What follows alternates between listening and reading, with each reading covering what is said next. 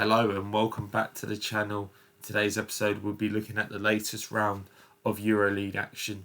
And we're going to start off in Israel as Maccabi Tel Aviv took on Valencia.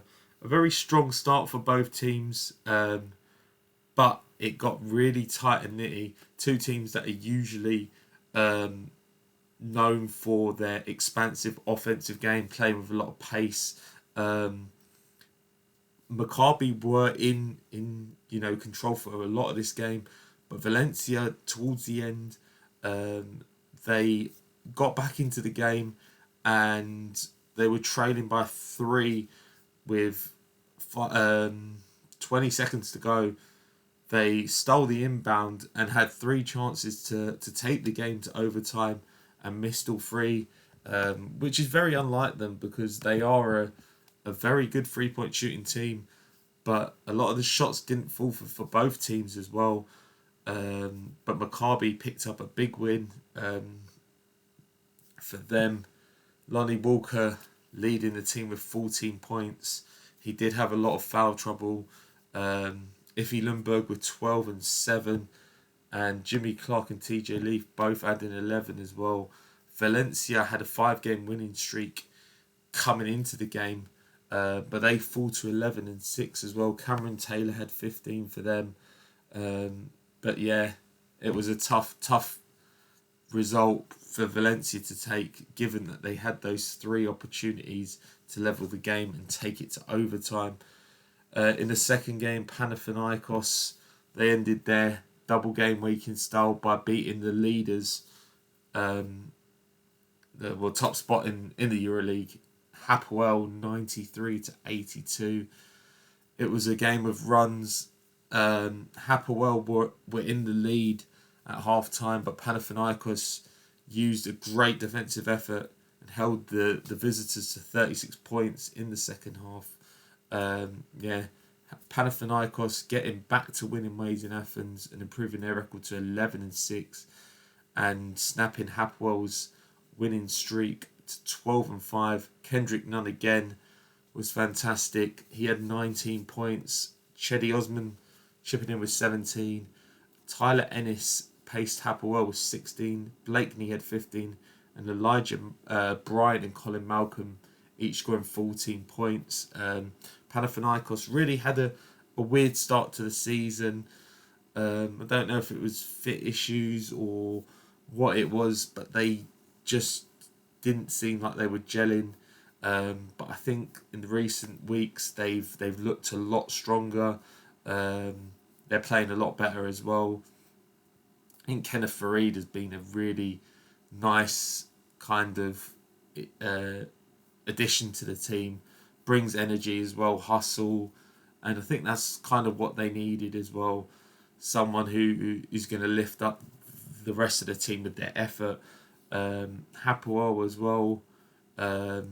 They've really took to this competition well. They've obviously got a very strong team. People like Elijah Bryant with a lot of Euroleague experience. Antonio Blakeney, very good shooter. They've obviously got Mičić. They've got Dan Toro, who's has a lot of experience in the Euroleague as well. So it's not surprising that they are up towards the top end of the table. The next game was Milan taking a big defeat to Fenerbahce. It really was a coast as well. Milan dropping to 9 and 8. Fenerbahce improving to 10 and 6. They're very much like Panathinaikos.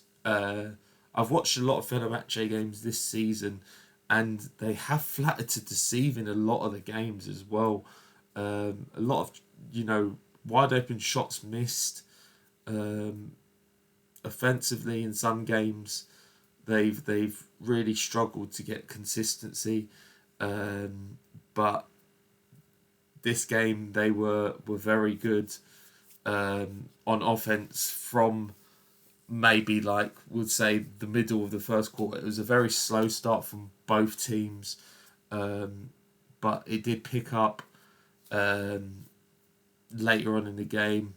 Milan did get into the lead. Siobhan Shields hitting a couple of big threes to get them into the lead, but in that third and fourth quarter, Fenerbahce used a good run to pull away. Taylor Horton-Tucker continuing his good form. I really like his slashing ability. I think he's been one of the bright sparks for Fenerbahce this year. Yeah, he's slashing game, getting to the rim, drawing contact, getting fouls, and finishing through contact has been a really positive spark for Fenerbahce. Bonzi Colson was fantastic as well from deep, 5 from 5 in this game, and he got 20 points. Tarek Beberovic really has been up and down this year. He chipped in with 14. It was one of his better games this year. Wade Baldwin with 13 as well. Armani Brooks, who for me is one of the more underrated players in the Euroleague. He had 18 points for Milan. Marko Guduric, who for me has been up and down. There has been some games where I've kind of questioned how he's using the ball and if he's too ball dominant. He had a pretty solid game, getting 13 points, and he was very good earlier in the week against Madrid, seeding the game in that one. Quinn Ellis also got 13 points, but it was a very disappointing result for Milan. Real Madrid picking up a big win at home, overcoming Paris 95-90. Real Madrid again, like Panathinaikos, like Fenerbahce, another powerhouse in the Euroleague.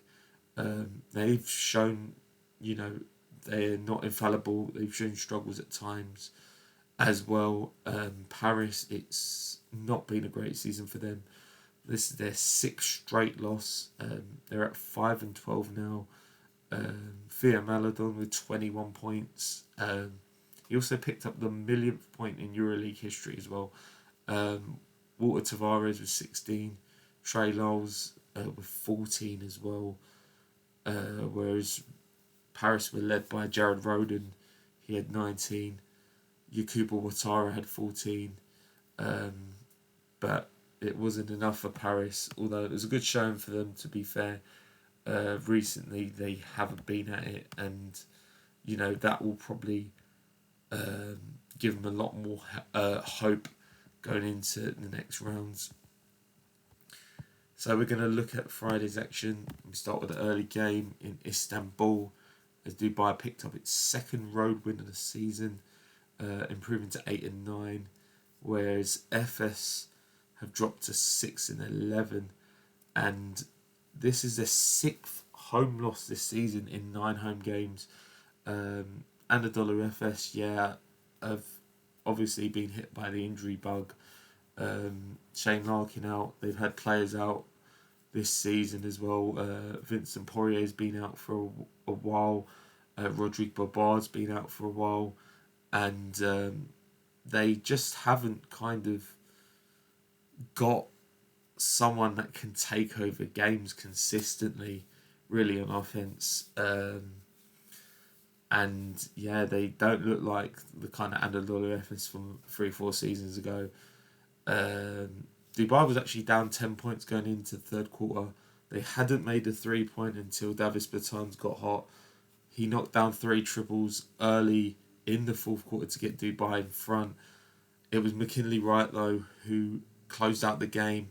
He scored 10 of his 17 points in the fourth quarter, and he hit clutch buckets down the stretch to seal the win for Dubai. Some big free throws, lovely floater in the lane as well for him. He also dished out a season high, Euroleague season high, that is, 15 assists as well, so 17 points, 15 assists for him. Fantastic from McKinley Wright, who's shown a lot of growth in the last couple of weeks as well. I really like his game recently. I think he's really improved. He's kind of, got to grips with the EuroLeague game. I didn't really see anything in him earlier in the season, but recently I've really come to like what he has brought to the table, and this performance shows it. 20-7 from Kabengele as well. Always shows great hustle.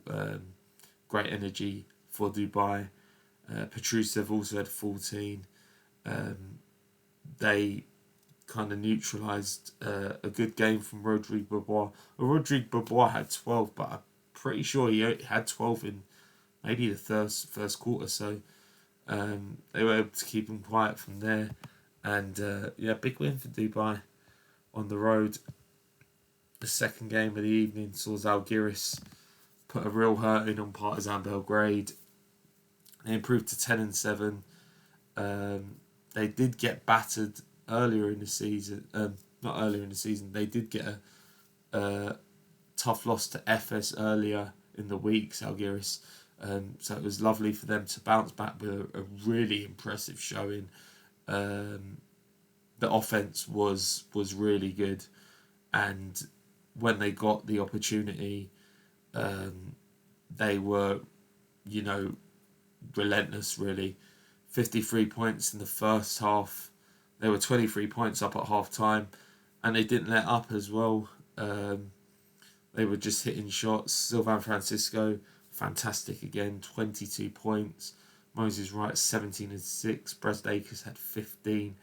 It was a very good team effort. Players were hitting three pointers, taking their chances, getting to the line, making their free throws, and they did play great defense as well.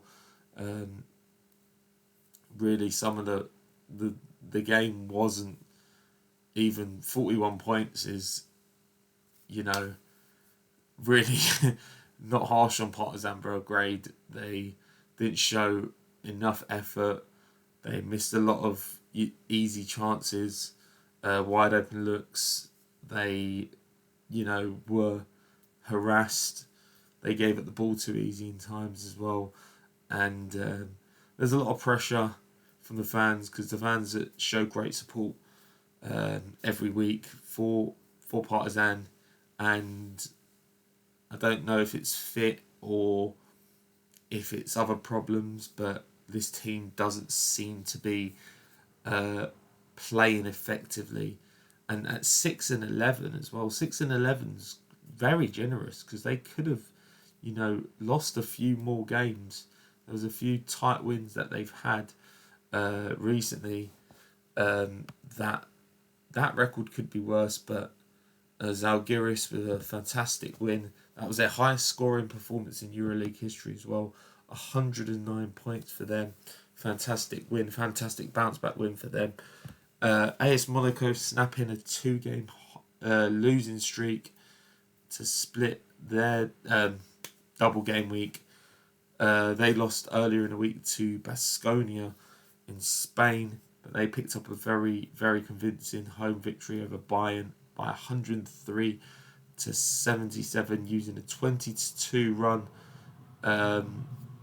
to go from 9 points down to up 28-19. They never gave up the lead, and they used a 20-3 surge, so it was a game of runs, and the game of runs made the scoreline look very, very impressive for Monaco. They were led by Elie Kobo with 18 points. Nikola Mirotic with 16. Mike James had 14-6. And a solid game from Alpha Diallo, 12-7-7.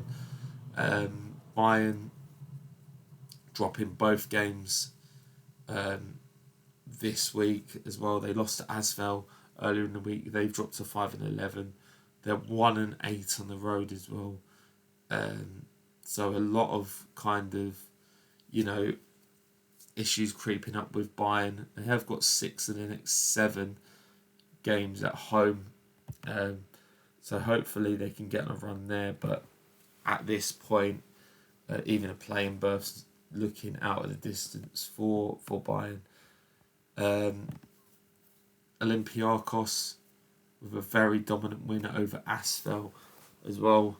They also had a 3-game losing streak, which is very, very unlike Olympiacos.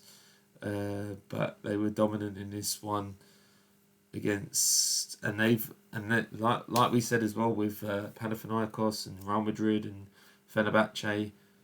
We're not used to Olympiacos being around 500, but they are 9-7.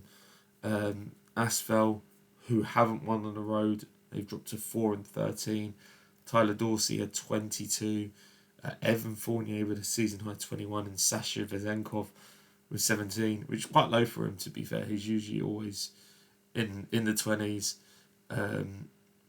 But dominant win for Olympiacos, and again, you'd expect them to win, to be fair, but they've done it very convincingly. 23-point win at home. And then we come to the game of the week. I mean, this is game of the season already. What a fantastic game this was. Triple overtime game. Most points in Euroleague history as well. Barcelona picking up a win over Baskonia, 134-124. By Barcelona on to a 5-game winning streak, and a real heartbreaking loss for Baskonia, who dropped to 6-11. They are on a 17-game road loss streak, and Baskonia will wonder how they lost this game, because they really should have won this game, especially as they had a 9-point lead going into the second period of overtime.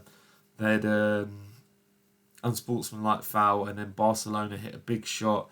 They defended and then got the 2-point right at the end to send it to a third overtime. Kevin Punter was fantastic. He had 43 points, new career high for him, and that's the Barcelona's scoring record in the Euroleague game. Thomas Satoransky with 23, 8 and 6. Willie Hernan-Gomez and Will Clyburn both left the game due to injury. They both had 12 points. Marcus Howard on the Baskonia side was fantastic. He was 6 for 7 on 3-pointers, 6 for 8 on 2 as well. So a very efficient game for Marcus Howard. He'd missed time due to injury, but when he gets on and if he's shooting, he's one of the best shooters in the Euroleague. Timothy Lualo-Cabarrot as well with 26 points. He's been really Baskonia's bright spark this season. Fantastic scoring input from Timothy Lualo-Cabarrot as well. But Barcelona rallied most of the game. They were down double digits a lot of the game, and that run actually fueled them as well. Baskonia will really be disappointed that they didn't win this game. It's going to be a really tough one for them to take. And our last game of the night and of the round, Red Star Belgrade picking up a 90-89 victory over Virtus Bologna. 19 lead changes in this one. Cody Miller-McIntyre, double-double, 21 and 10 for him. When he gets aggressive, he's very hard to stop. Gets his teammates involved as well, plays good defence. Jordan Wara with 20, Meneke and Semi Ojale, both providing double figures as well. Carson Edwards leading the way for Virtus with 29 points. But it just wasn't enough. And Red Star, held on to take them to 10 and 7 for the season. Bologna dropping to 8 and 9. They're around the playoff kind of picture, but that game will hurt them as well. But they did split this week's fixtures with a win over Partizan earlier in the week. But a 2 out of 2 would have done them great confidence. And yeah, that's it for this week's action. If you want to see more of this content, please drop a like, and in the comments, if you're still watching this video, leave some predictions for who you think is going to make the Euroleague Final Four, and we will see you in the next video.